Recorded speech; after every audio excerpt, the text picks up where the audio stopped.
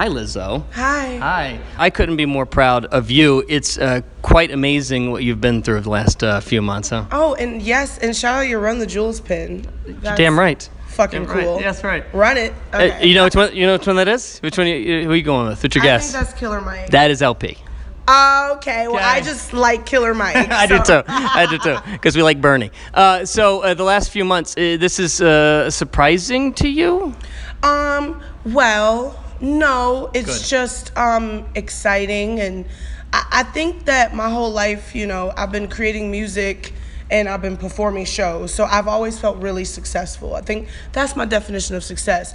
But as my music started to help people and help, change how people felt and made it more positive, one of my goals was for my music to finally reach as many people as possible. So that's what I'm feeling more. I'm overwhelmed with pride, and I'm just so proud of the fact that people they want to be happier. They want to love themselves. That's the only reason why my music is catching on. Mm-hmm. That's the only reason why Truth Hurts is on the charts right now, because everyone wants to be 100% that bitch. You know what I mean? Hey, am I 100% that bitch? Can I be that? Of course you are. Okay, good.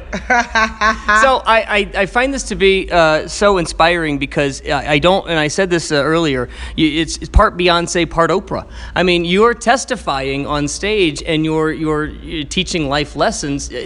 That's got to come from an enormous place of strength and security from you. I wonder if you ever get insecure, if you ever get worried, if you ever get fearful. Well, I mean, I'm actually learning on. So yes, thank you.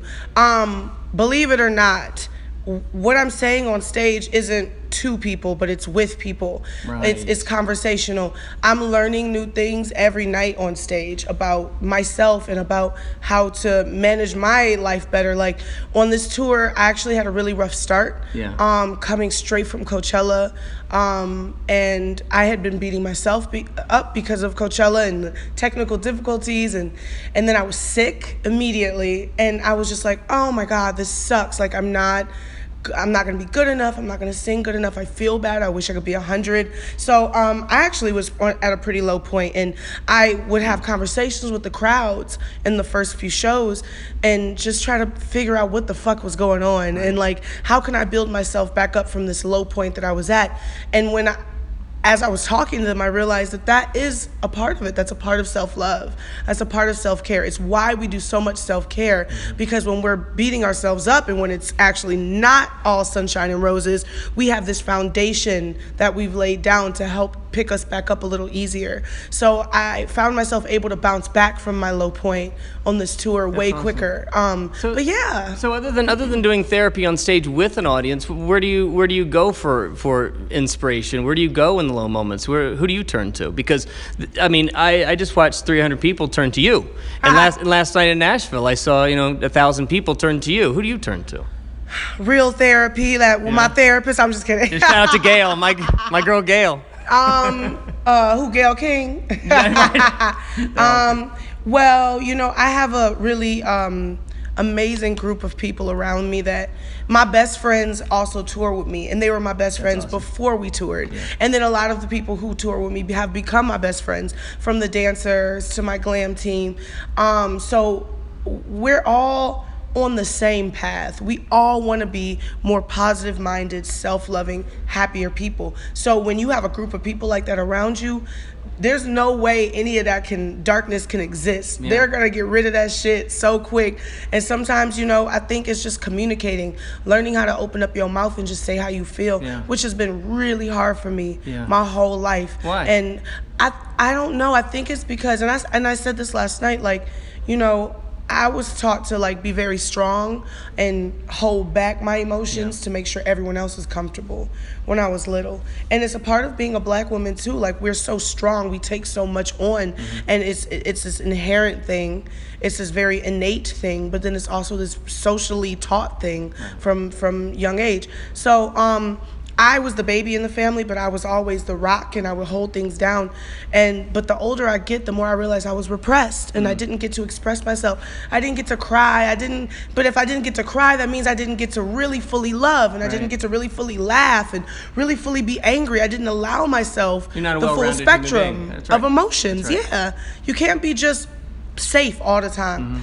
And I think that my friends around me allow me to go to those extremes without turning their backs on me, and they embrace that because they know that I'm late to the party. I'm late to the emotions party. but you're there anyway. That's all that matters. You're at the party. That's all that matters. And that goes into every song that you write. There is a distinct message every time that you seem to not just speak but sing. There's a common thread through it all.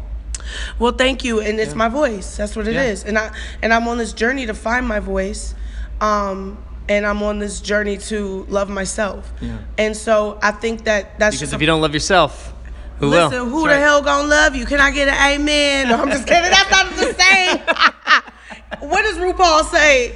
You're asking me? Okay, wait. If you can't love yourself, how the hell you gonna love somebody else? Can I get an amen? That's right. That's it, right? Don't put that first part in there where I butchered RuPaul. I'm trying to get back on the show. But exactly. And that was the first half of my messaging. On the coconut oil tours, I would always be like, you need to love yourself and fill yourself up with yourself so that you can be better to the people around you. And that's what I was trying to learn. Right. But we're taking it a step further now where it's like, you need to be complete with yourself and be your own soulmate and stop searching for something outside of yourself and stand still in yourself so that you can attract all of that love that is purposed for you. Everything that you deserve, all that good shit that's floating around, that's waiting for you, is attracted to you once you're just in love with yourself. Well, you might have just now come to the party, but you're billowing through the party. I mean, you're running through it with like a chair almost and swinging it because I mean, I don't know when you got there, but boy, you're there and it exudes from you. And I think that's the magnetic part of you, and that's the reason why we love you so much. So. Well, I mean, it took my whole life to get to the Met Gala, but I went and I fucking shut that shit down. So I guess damn near the funniest video I've ever seen is walking through the airport with that jacket on. That was great. What was the rental cost for that extra day? No, that's my coat, my name. They gave it to you. It's yours. It's officially Mark Jacobs, and it says Lizzo Met Gala 2019. Do you carry it with you everywhere you go now? It's literally inside my pussy. It's like a tampon. Well, I was gonna ask to wear it, but no, you still can. My pussy juice is delicious. Blame it on my juice. You know, you was playing the song first. Yeah, well, you know about my juice. By the way, I appreciate it so much. I love you so much, and I said this on stage. You're the best part of the industry. You're the best. You represent everything that's great with humanity. We need so many more of you. So I love you to death. That's the goal. The goal is to just represent me, and so that other people can believe in the me in themselves, so that they can do this too. Well, do it. I love you. High five. You're great. Thank you so much. Thank you.